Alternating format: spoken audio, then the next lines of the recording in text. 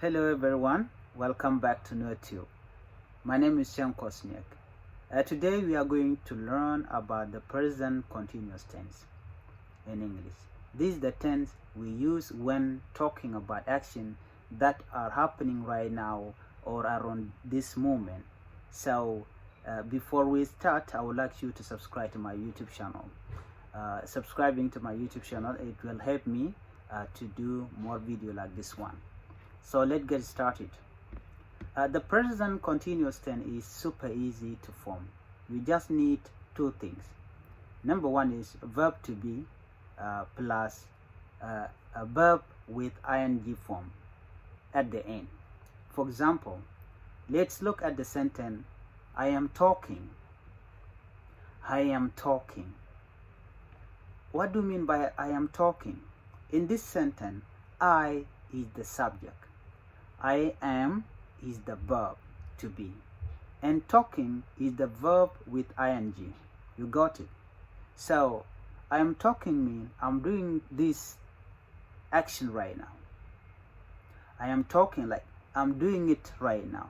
It is action, things that are happening right now at this moment. Here are a few more examples of present continuous tense. She is reading a book. They are playing soccer.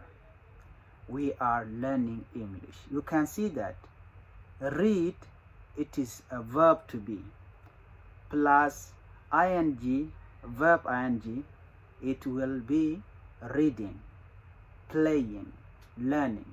These are verb plus ing and they will form reading, playing, and learning.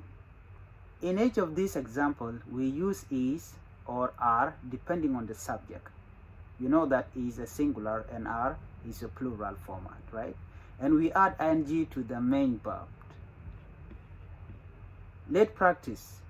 Try making your own sentence using the present continuous tense. For example, what are you doing right now? You might say, I am watching this video, or I am learning English. You can see that there is doing, watching, and learning.